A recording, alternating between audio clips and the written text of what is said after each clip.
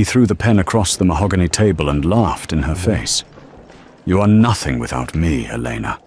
Just a poor gardener's daughter lucky enough to breathe my air."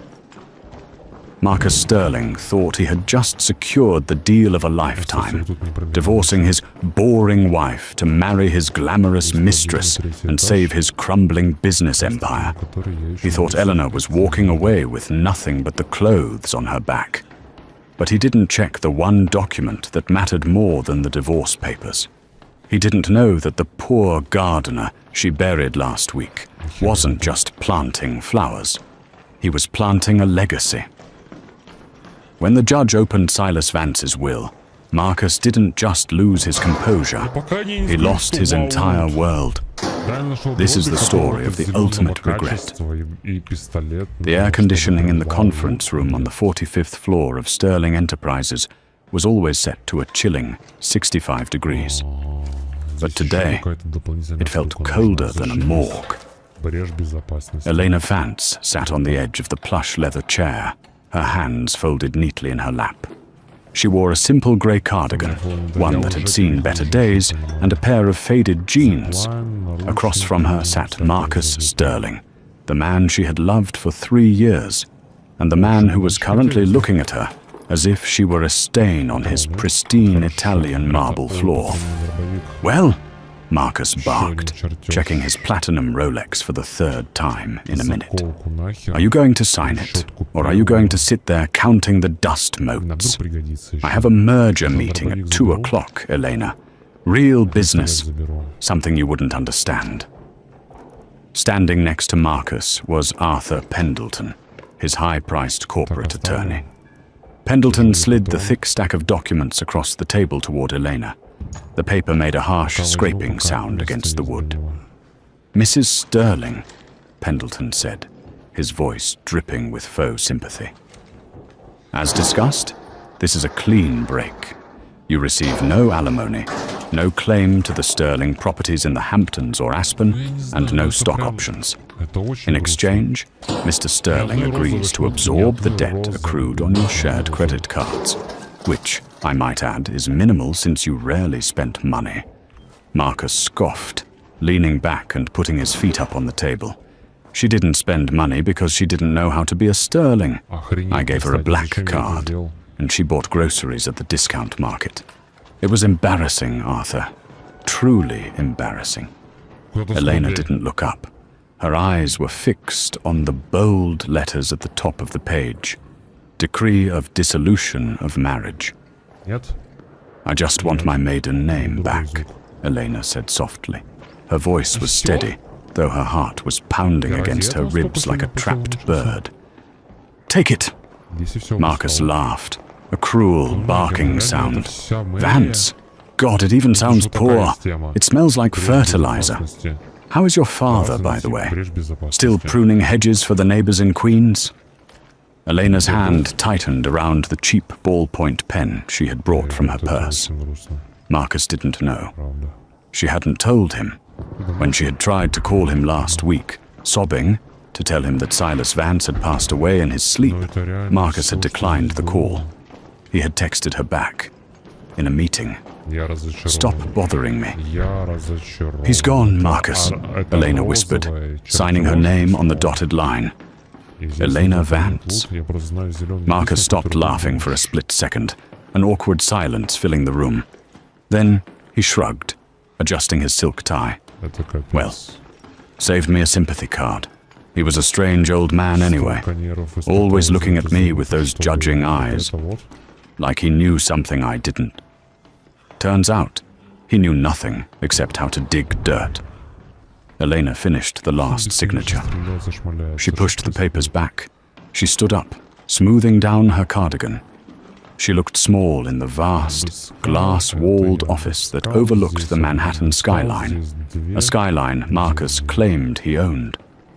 "It's done," she said. Marcus snatched the papers, flipping to the back page to ensure her signature was there. A grin spread across his face, predatory and relieved. "Finally," he breathed out. "Arthur, file these immediately. I want the record to show I am a single man by happy hour, He looked up at Elena, his eyes narrowing. You know, I should feel bad. I'm kicking you out onto the street with nothing. But honestly, Elena, you were dead weight. You were a passenger in a Ferrari. It's time you learned to take the bus. Elena walked to the door. She paused, her hand on the cold steel handle. She turned back, her brown eyes locking onto his. For the first time in 3 years, she didn't look submissive. She looked pitying. Be careful, Marcus, she said quietly. The view from the top is beautiful, but the fall is fatal. Get out, he sneered. She left. The heavy door clicked shut, sealing her out of his life forever. Or so he thought. 2 hours later, the atmosphere was drastically different. Marcus was seated at the best table in Le Crown, the most exclusive French restaurant in downtown Manhattan. Across from him sat Jessica Thorne. Jessica was everything Eleanor wasn't. She was loud, vibrant, draped in designer silk, and wore diamonds that caught the light of the chandeliers. She was also Marcus's executive assistant, a cliché that Marcus didn't mind one bit. To freedom! Jessica squealed, clinking her champagne flute against his. I can't believe you actually did it. I thought she'd cry. Did she cry? Please tell me she begged. Marcus took a long sip of the vintage Dom Perignon. She didn't say a word. She just signed and left. It was pathetic, really. No fight. No backbone. That's why I had to get rid of her, Jess. Sterling Enterprises is facing a liquidity crisis. We need the merger with the monumental Omni Group. And the CEO of Omni doesn't respect men with simple wives. He wants power couples. You and me, babe, we're the power couple. Jessica preened, running a manicured hand down his arm. And the money? The prenup held? Ironclad, Marcus smirked. She gets nothing. I keep the penthouse, the portfolio, and the company. And more importantly, now that I'm divorced, I can liquidate the old assets without her consent. He lowered his voice, leaning in. The real issue has been the land for the new Sterling mega mall. That project is going to save the company from bankruptcy. We've been trying to buy the plot of land in upstate New York for 5 years. The lease is expiring next week. The owner was some anonymous trust. The Vance Trust, or something generic like that. My lawyers tell me the owner died last week. With the owner dead, the land goes to probate, and I can snatch it up for pennies on the dollar. Jessica giggled. Vance? Wasn't that Elena's last name? Marcus waved his hand dismissively. Common name, like Smith or Jones. Elena's father was a nobody, a gardener who lived in a shack. This Vance Trust owns thousands of acres of prime real estate. It's just a coincidence. His phone buzzed on the table. It was Arthur Pendleton. Ignore it, Jessica purred. I can't, it's the lawyer. Maybe the filing is done. Marcus picked up. Arthur? Tell me I'm a free man. Arthur's voice on the other end was shaky. Unusually shaky. Mr. Sterling, we have a problem. Marcus frowned. What problem? Did she refuse to move out? I'll call security. No, sir. It's not about moving out. I just received a court summons. Delivered by hand, marked urgent. It's from the High Court of Probate. So? Marcus snapped. I told you, I'm trying to buy that land. It's probably about the land deal. It is about the land, Marcus. But the summons requires your presence. And it requires the presence of your ex-wife, Elena Vance. Specifically her. Marcus froze. Why the hell do they need Elena? I don't know, sir. But the judge presiding is Judge Harrison. You know him? The hangman Harrison. He doesn't handle small claims. If he's calling us in, it's major. The hearing is tomorrow morning at 9 a.m. Attendance is mandatory. If you don't show up, you'll be held in contempt and the land deal is dead. Marcus hung up the phone slowly. What's wrong? Jessica asked. seeing the color drain from his face. "I have to see her again," Marcus muttered, staring at his reflection in the silverware. "I have to go to court with Elena tomorrow. Yeah. Just one last hurdle, Jess. Just one last annoyance before we take over the world." He didn't notice that across the street, standing in the shadows of the bus stop, Elena was watching them through the restaurant window. She wasn't crying. She was holding a letter in her hand, a letter written on thick, cream-colored paper with the seal of the Vance Trust embossed in gold. She turned and boarded the bus, leaving the sight of her husband and his mistress behind. The next morning, the sky over New York was a bruised purple, heavy with rain. The district courthouse was a daunting building of grey stone and pillars, designed to make everyone who entered feel small. Marcus strode up the steps, flanking Jessica on one side and Arthur Pendleton on the other. He looked every bit the billionaire tycoon in his charcoal suit, but inside he was agitated. He had meetings to attend, and this detour was costing him money. "Where is she?" Marcus hissed, scanning the hallway outside courtroom 4B. "She'll be here," Arthur said, wiping sweat from his forehead. "She has to be." Just as the clock struck 9, the heavy oak doors swung open, but Eleanor didn't walk in from the hallway. She was already inside. Marcus stopped dead in his tracks. The courtroom was packed, but it wasn't filled with the usual riffraff of petty crimes. The gallery was seated with men and women in expensive suits, serious people. Marcus recognized a few faces: the CEO of a rival tech firm, the head of a major bank, and several high-profile real estate developers. And there, sitting at the plaintiff's table, was Eleanor. But she wasn't wearing the grey cardigan. She was wearing a black dress, tailored to perfection, simple but undeniably elegant. Her hair, usually tied back in a messy bun, was down, cascading over her shoulders in soft waves. She sat with her back straight, her hands clasped on a leather folder. "What is she doing at the plaintiff's table?" Marcus whispered furiously to Arthur. "That's the table for the people suing. We are the ones buying the land." I don't know," Arthur stammered. They took their seats at the defendant's table. Jessica tried to sit next to Marcus, but the bailiff stepped forward. "Ma'am, only parties named in the summons beyond the bar. You'll have to sit in the gallery." Jessica huffed, humiliated, and stomped to the back benches. "All rise!" The bailiff's voice boomed. Judge Harrison entered. He was an older man with eyes like flint and a reputation for destroying careers with a single gavel strike. He sat down, adjusted his glasses, and looked over the rim of them, first at Marcus, then at Eleanor. "We are here today to execute the last will and testament of Silas Vance, and to settle the ownership of the assets held within the Vance Trust," Judge Harrison announced. His voice echoed in the silent room. Marcus leaned over to Arthur. "Why are we reading the gardener's will?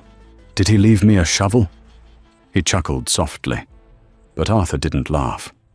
Arthur was staring at the document the judge had just opened. "Mr. Sterling," the judge said, his eyes snapping to Marcus. "You seem amused. Perhaps you would like to share the joke." "My apologies, Your Honor," Marcus said, putting on his charming business smile. "I'm just confused. I'm here to bid on a land lease for Sterling Enterprises. I was told the owner of the land had passed. My ex-wife's father was a simple laborer. I believe there's been a clerical error mixing up two different Vances." The courtroom remained deadly silent. The CEO of the bank in the back row coughed awkwardly. Judge Harrison smiled. It was not a nice smile. "A simple laborer," the judge repeated. He looked at Eleanor. "Mrs. Vance, or rather, Ms. Vance, now that the divorce was finalized yesterday.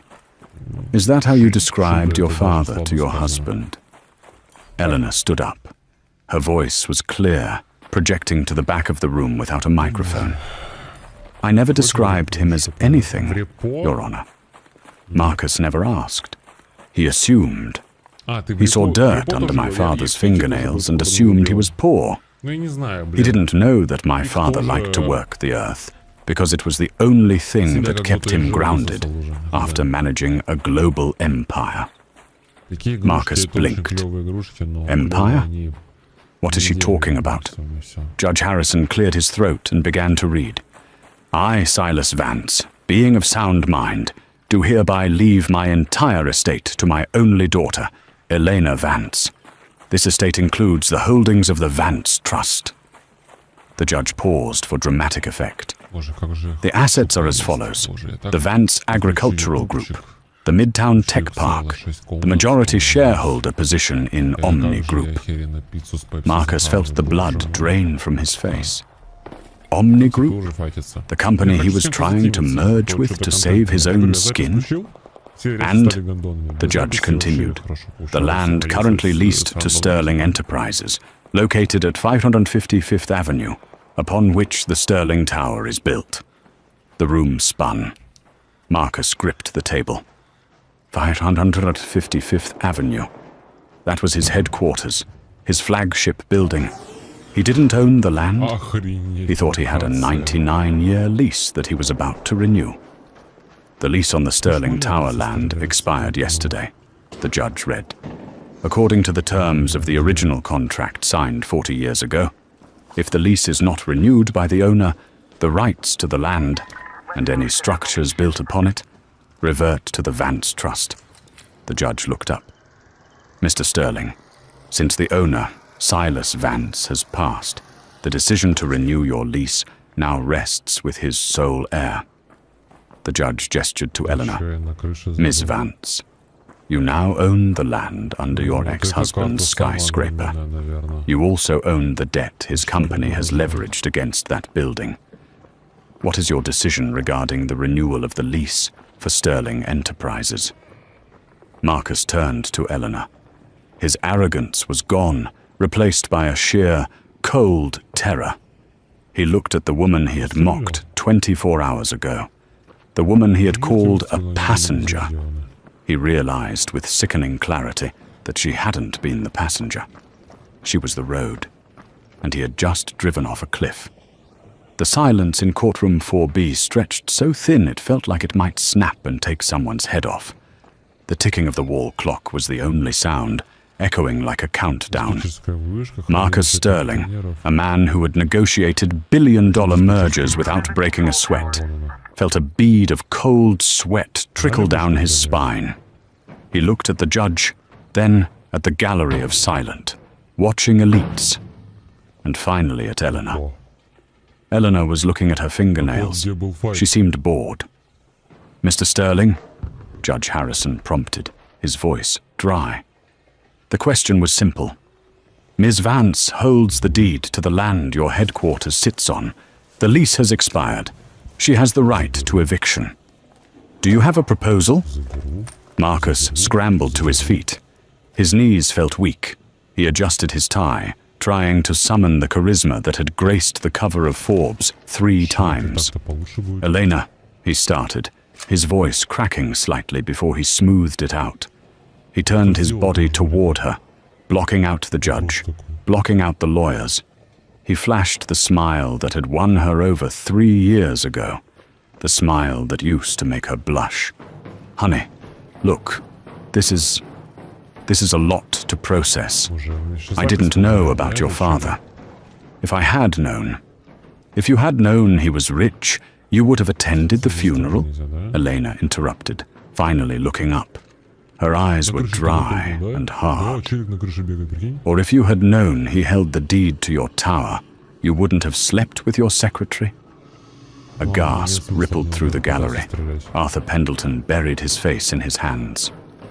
Let's not air dirty laundry in front of these fine people, Marcus said, his smile faltering. We are family, Elena. We were married for 3 years. Surely we can come to an arrangement. I am willing to offer you a generous renewal rate. 20% above market value for the land lease. That's millions a year, Elena. You'll never have to work again. You can buy all the gardening tools you want. Elena stood up slowly. She picked up the leather folder on her table and opened it. You still don't get it, Marcus. You think this is about money. She pulled out a single sheet of paper. My father didn't buy the land under your building as an investment. He bought it 30 years ago because he knew the Sterling family was ambitious but reckless.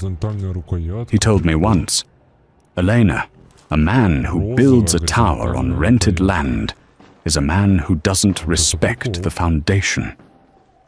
He kept the lease active to see if you would ever prove him wrong, to see if you would ever treat me or anyone beneath you with dignity. She walked around the table, her heels clicking on the parquet floor. She stopped just inches from him. You failed the test, Marcus. Every single day for 3 years you failed. She turned to the judge. Your Honor, regarding the lease for the Sterling Tower at 550 Fifth Avenue. Marcus held his breath. Please, he prayed. Please just ask for more money. I decline to renew, Elena said calmly. I am issuing an immediate eviction notice. Sterling Enterprises has 30 days to vacate the premises. Furthermore, as the holder of the debt notes against the structure, I am calling in the loans. Immediate repayment of the $400 million construction bond is required, or ownership of the physical building forfeits to the Vance Trust. You can't do that, Marcus screamed, his facade shattering. 30 days, it's a 40-story skyscraper. We have servers, archives, thousands of employees. And 400 million, we don't have that liquidity. You know we don't. You'll bankrupt me. You bankrupted yourself when you signed those divorce papers yesterday, Elena replied coldly. You wanted a clean break, Marcus? This is it. I'm scrubbing you off my land. I will sue you, Marcus roared, lunging forward, only to be restrained by his own lawyer. I will tie this up in court for decades. You think a gardener's daughter can fight me? I am Marcus Sterling. And I, Elena said, turning her back on him to address the judge, am the majority shareholder of Omni Group. And as of this morning, I have instructed the Omni Board to cease all merger talks with Sterling Enterprises due to unstable leadership. The color drained from Marcus's face completely. The merger was his lifeline. Without the land, without the building, and without the merger, he was nothing. Court is adjourned. Judge Harrison banged the gavel, a sound like a coffin lid slamming shut. The hallway outside the courtroom was chaos. Reporters who had caught wind of the proceedings were swarming. Marcus pushed through the doors, his face a mask of fury, Arthur trailing behind him like a beaten dog. "Fix this, Arthur!" Marcus yelled, ignoring the flashing cameras. "Find a loophole! Claim mental incompetence! Anything!" "There are no loopholes for this, Marcus," Arthur snapped back, losing his patience. "She owns the dirt. You own the air." And she just turned off the gravity. Marcus stopped when he saw Jessica. She was standing near the exit, typing furiously on her phone. She looked up, her expression unreadable. "Jessica," Marcus breathed, rushing over to her. "Thank God. Listen, we need to go to the Cayman accounts. I have reserves there. If we liquidate the offshore holdings, we can maybe pay the bond, keep the building." Jessica took a step back. She dropped her phone into her designer bag and clicked it shut. "We?" she asked, arching a perfectly sculpted eyebrow. "Yes, we. You and me. We're a team, remember? Power couple." Jessica let out a short, sharp laugh. "Marcus, look at you. You're sweating. Your tie is crooked. And you're technically homeless." "It's a temporary setback," Marcus pleaded, reaching for her hand. "I'm still a Sterling." "You're a liability," Jessica said, her voice loud enough for the nearby reporters to hear. And honestly, I never really liked you. I liked the penthouse, I liked the jet. Without those, you're just an insecure man who cheats on his wife because he feels small. Marcus recoiled as if slapped. I left her for you. No, Jessica corrected him, pulling a pair of sunglasses from her purse. You left her for yourself, because she was boring and stable. You wanted a trophy. Well, congratulations, Marcus. You broke the trophy, and now you can't afford the glue. She turned to the revolving doors. Where are you going? Marcus cried out, panic rising in his chest. To dinner, Jessica said over her shoulder. I matched with the CEO of Omni Group on Raya last week. Apparently, he has a very interesting new boss he wants to impress. Maybe I can get a job as Eleanor Vance's assistant. I hear she pays well. She walked out into the rain, leaving Marcus standing alone in the center of the courthouse lobby. The cameras flashed, capturing the precise moment his heart broke. Not for love, but for the realization that he had been played by the very game he thought he invented. A black limousine pulled up to the curb outside. Through the glass doors, Marcus watched as Eleanor walked out. The driver held an umbrella for her. Before she got in, she looked back at the courthouse. Her eyes met Marcus's through the glass. She didn't smile. She didn't wave. She just looked at him with a profound indifference, then disappeared into the car.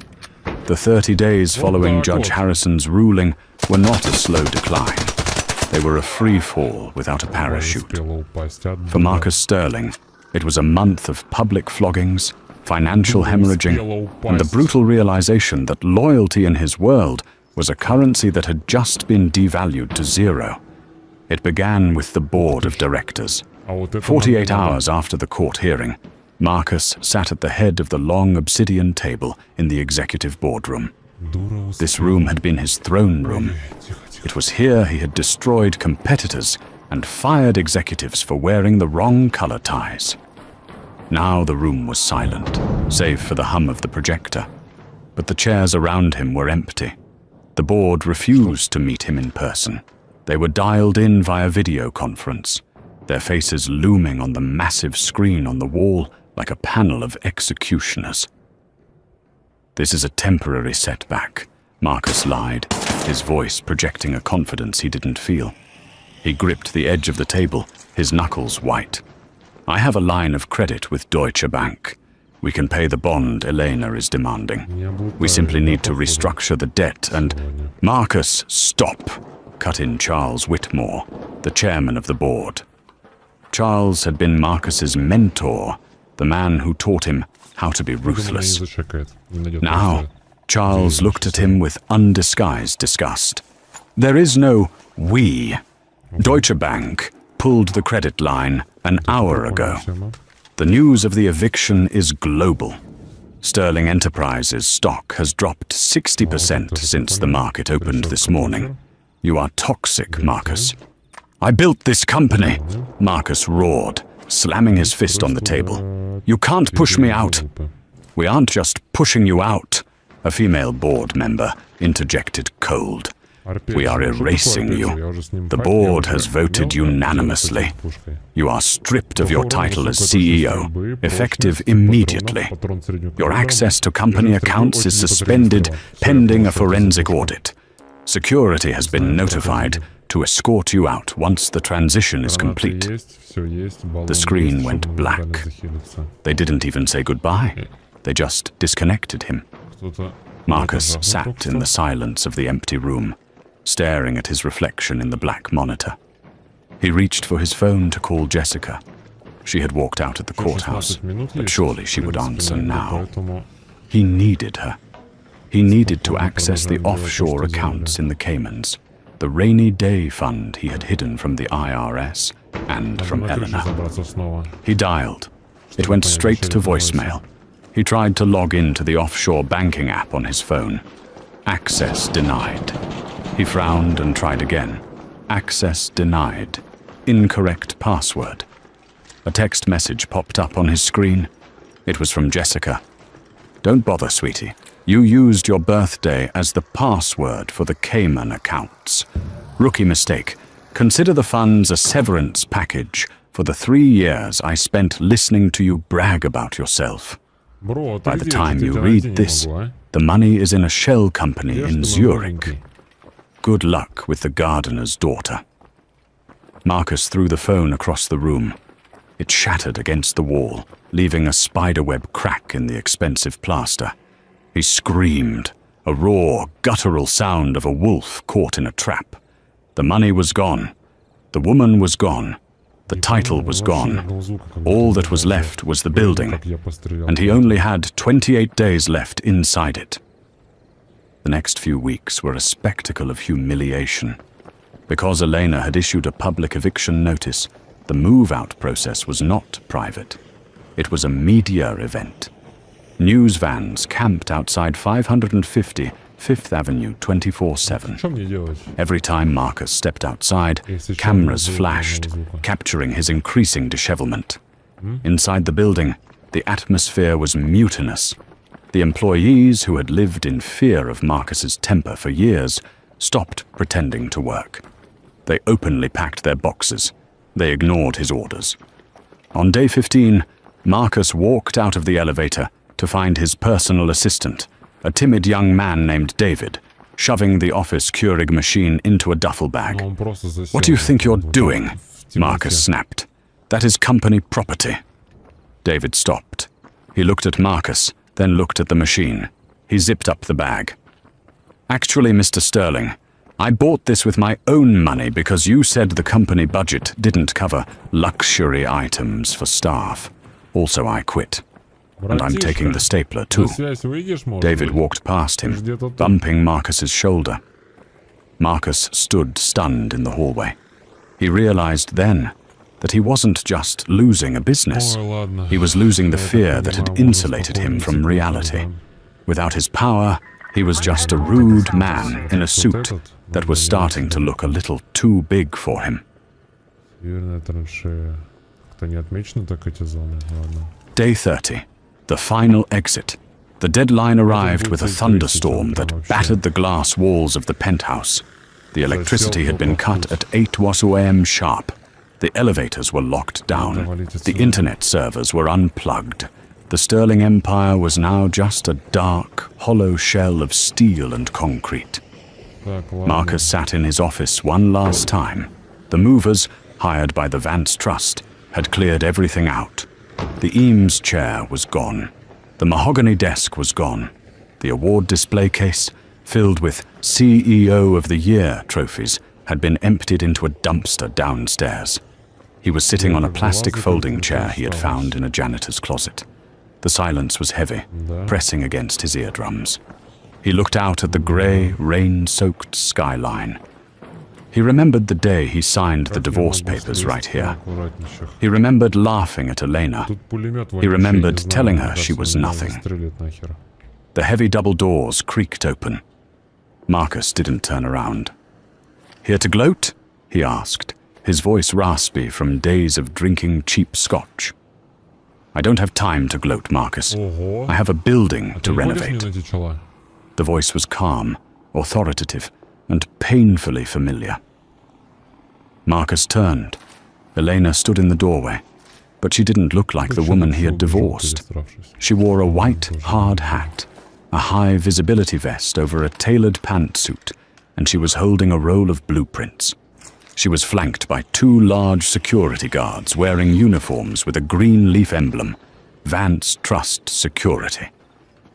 She walked into the room, her heels clicking on the bare concrete floor where his plush carpet used to be. She looked around the empty space, critically assessing the walls.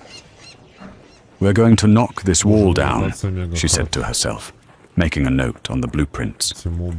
"We need more natural light for the hydroponic lab." "Hydroponic lab?"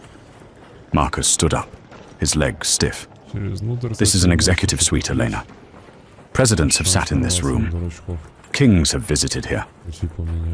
And now," Elena said, finally looking him in the eye, "scientists will sit here. People who actually create things instead of just moving money around. She signaled to the guards, who stepped forward. It's time to go, Marcus. You are trespassing. I have nowhere to go, Marcus whispered. The admission hung in the air, pathetic and small. My accounts are frozen. Jessica took the offshore money. The condo in Aspen was seized this morning. I have nothing. Elena looked at him. Her expression didn't soften, but it didn't hold hate either. It held a profound, crushing indifference. You have your freedom, she said. That's what you wanted, isn't it? You told me you wanted to be a free man by happy hour. Well, you're free. You have no wife to bore you, no business to weigh you down, no employees to annoy you. You finally have exactly what you invested in, yourself. And it turns out, that's a very lonely portfolio. Marcus walked toward her, desperation seizing him. Elena, please, we were married. Doesn't that mean anything? Just give me a consulting role. Anything. I know this building. I know the systems. I can help you run this. Elena laughed. It wasn't a cruel laugh. It was a genuine chuckle of disbelief. Help me. Marcus, you didn't run this building. You haunted it. You choked the life out of everyone who worked here. Why would I let the infection back into the body? She stepped aside, clearing the path to the door. The lease is up, the debt is called, and the marriage is over. Goodbye, Marcus. The guards grabbed his arms. They weren't gentle. They marched him out of the office, down the hallway, where the shadows of his former logo had been ripped from the wall, and into the freight elevator. The ride down took 45 seconds. 45 seconds to descend from the gods to the gutter. When the doors opened to the lobby, Marcus gasped. In just 30 days, the transformation had already begun. The cold, imposing marble floors were covered in drop cloths. The reception desk, once a fortress of black granite, was being dismantled by workers. In the center of the lobby, where he had placed a golden statue of a bull, there was now a massive, living tree, a weeping fig, being lowered into a planter pit that had been cut into the foundation. The air didn't smell like ozone and stress anymore. It smelled of soil, wet bark, and rain. Elena stepped out of the elevator behind him. She walked over to the construction foreman. Make sure the irrigation system is installed before the atrium glass is replaced, she ordered. Marcus stood by the revolving doors, shivering. He looked at the new sign leaning against the wall, waiting to be hoisted up.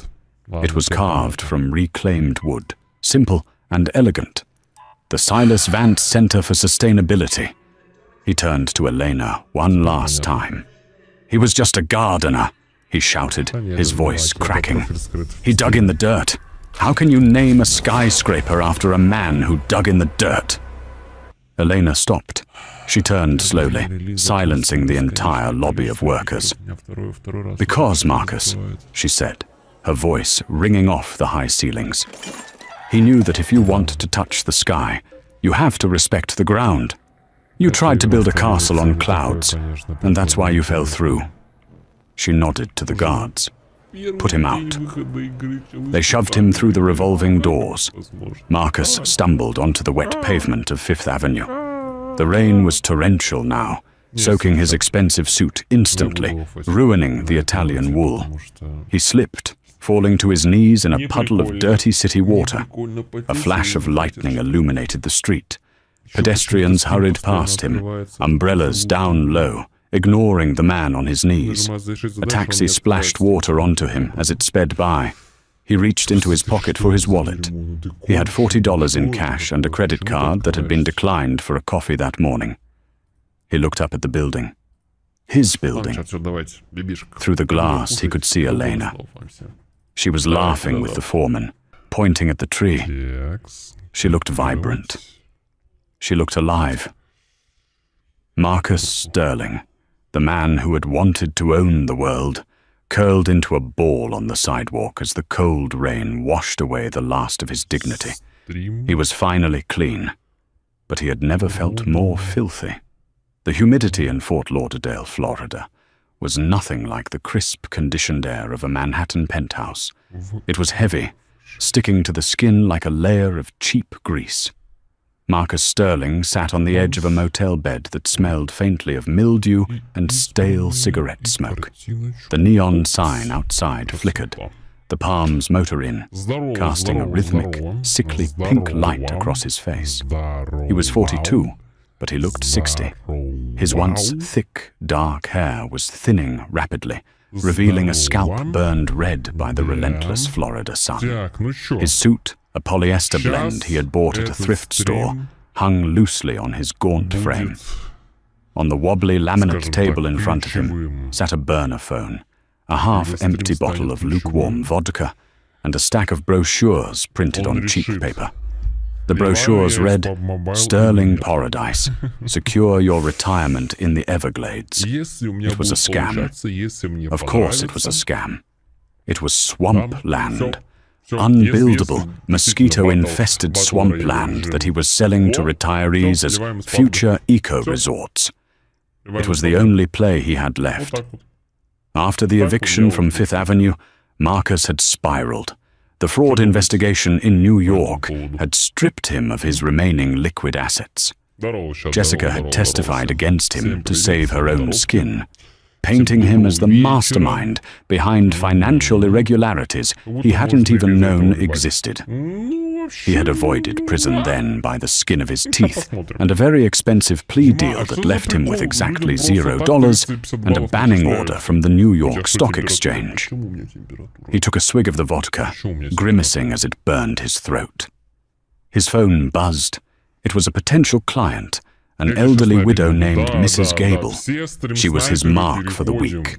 If he could get her $50,000 deposit, he could pay off the loan shark who had been banging on his motel door for 3 nights straight. But he didn't answer.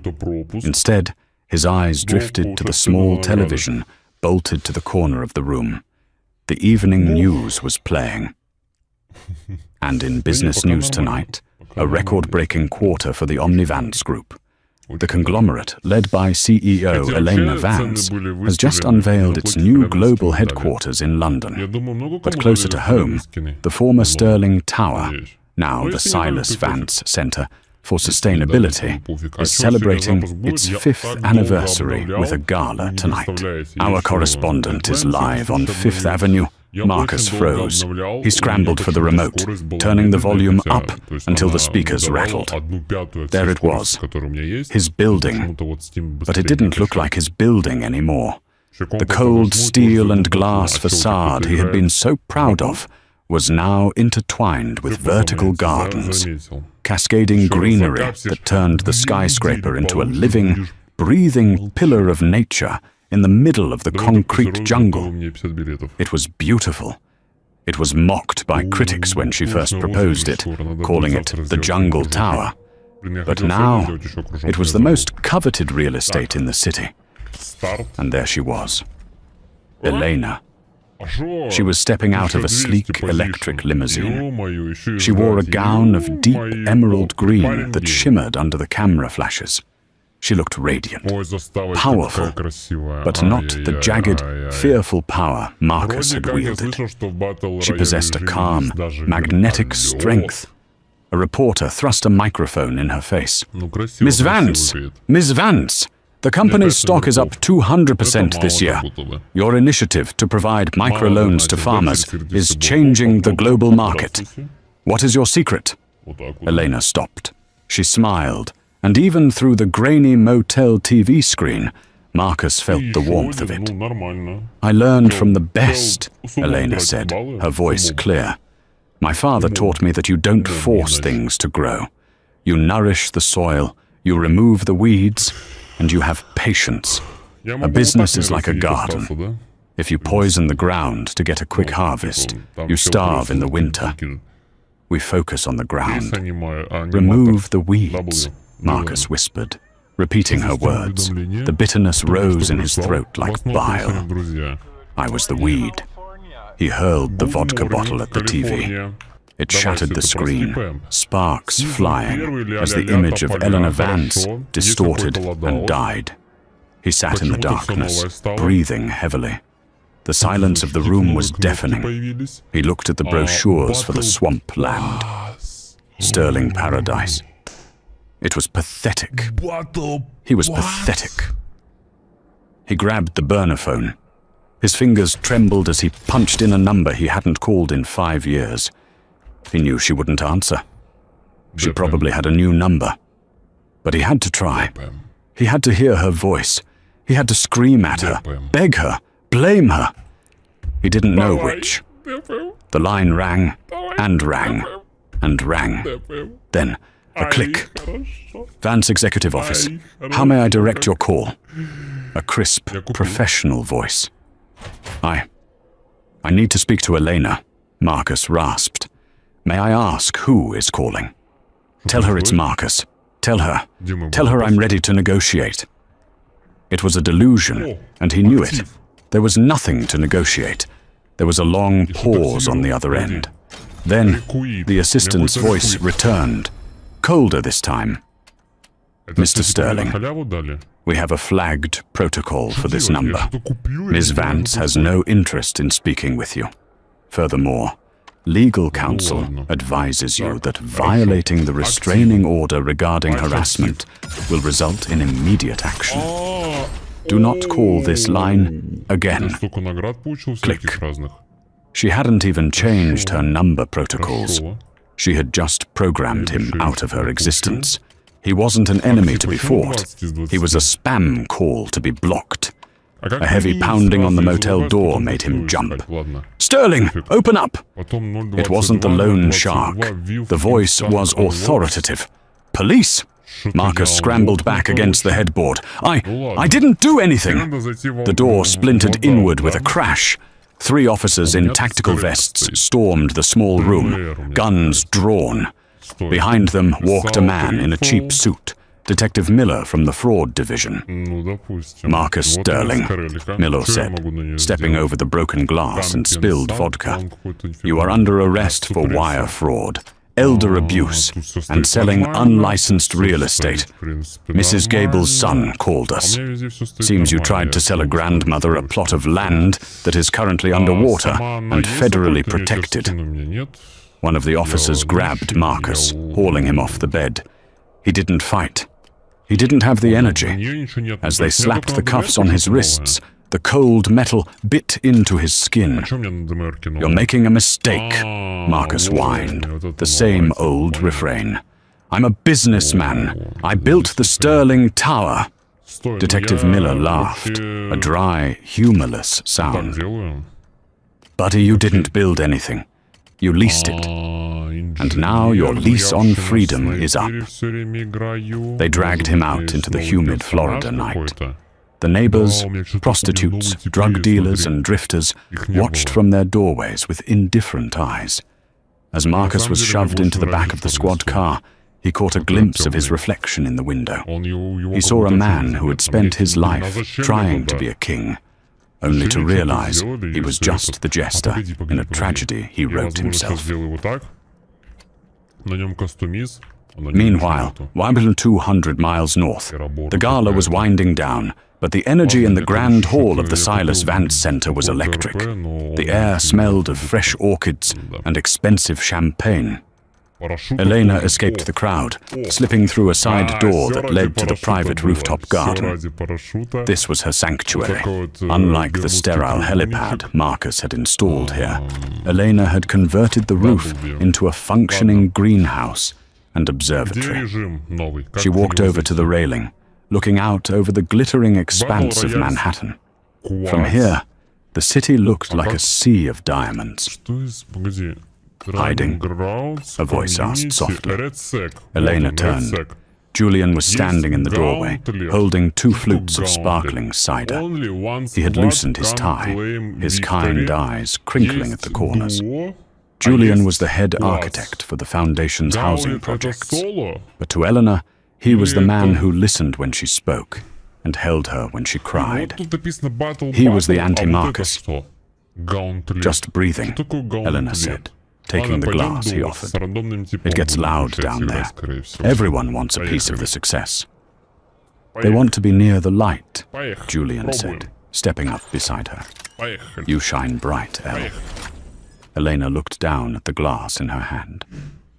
I saw the news earlier about the fraud arrest in Florida. They didn't name him on the broadcast I saw, but I knew. Julian was silent for a moment. He knew the history. He knew the scars. Does it hurt? No, Elena said, surprised by the truth of her own answer. It doesn't hurt. It just feels inevitable. Marcus spent his whole life trying to build castles in the sky. He never looked down to see where he was standing. I feel pity for him, Julian. He had everything, and he threw it away because he thought everything wasn't enough. She turned back to the skyline. My father used to say that greed is like salt water. The more you drink, the thirstier you get. Marcus drowned a long time ago. Well, Julian said, wrapping an arm around her waist. The past is down there in the dark. What about the future? Eleanor smiled. The future is waking up early tomorrow. Oh? We're going upstate. The harvest isn't done. The apples are ready. And I promised Silas Jr. he could drive the tractor. With supervision, of course. Julian laughed. He's 3, Elena. His feet don't reach the pedals. He's a Vance, she teased. He'll figure it out. We're good with dirt. The next morning, the sun rose over the Vance estate in upstate New York, bathing the rolling hills in a light that felt holy. The estate had changed since her father's days. It was no longer just a home. It was a working farm and an educational center for sustainable living. But the heart of it, the old apple orchard, remained untouched. Elena walked through the rows of trees, her boots crunching on the fallen autumn leaves. The air was sharp and cold, filling her lungs with clarity. She reached the small family cemetery at the edge of the property. It was enclosed by a low stone wall that her great-grandfather had built.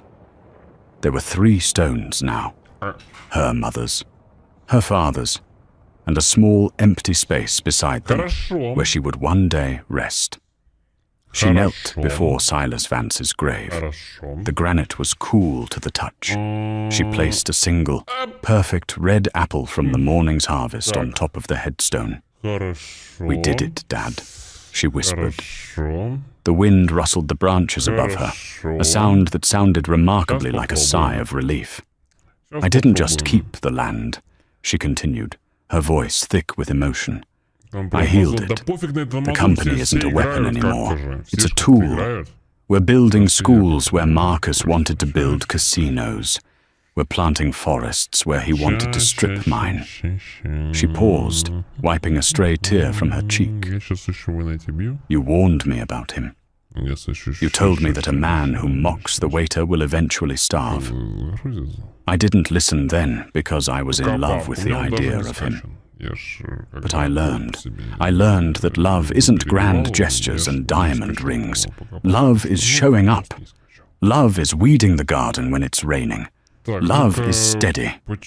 She heard a shout of joy from the hill behind her. Mama! Mama, look! Elena turned. Her son, Silas, was running down the hill, his cheeks flushed red from the cold, clutching a giant pumpkin with both hands. Julian was jogging behind him, laughing, trying to keep the boy from tripping. I found the biggest one, little Silas yelled. Grandpa's pumpkin!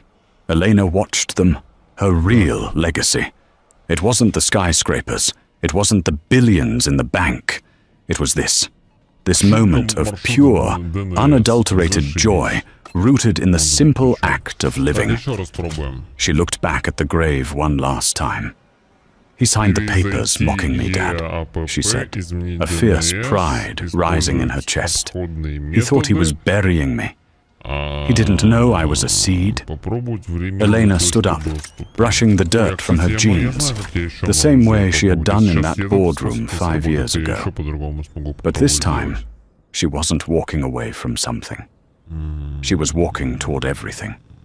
She ran to catch her son, scooping him up into her arms, spinning him around until the world was nothing but a blur of blue sky and golden leaves. Far away, in a concrete cell in Florida, Marcus Sterling sat alone, staring at a blank wall, wondering where it all went wrong. But here, in the orchard, the roots ran deep, and the harvest was just beginning. And that is how the gardener's daughter proved that the tallest towers fall the hardest, while the deepest roots survive the storm. Marcus chased the view from the top and ended up with nothing but a view of prison bars. Elena embraced the dirt and built a world of abundance. It's a powerful reminder. Be careful who you step on today. They might be the ones owning the ground you walk on tomorrow. If this story satisfied your justice craving, please smash that like button. It helps the algorithm share this karma with the world. Don't forget to subscribe and turn on notifications so you never miss a new story. And tell me in the comments, do you think Marcus deserved a second chance, or was his fate exactly what he earned? I'll be reading your replies. Thanks for watching, and see you in the next video.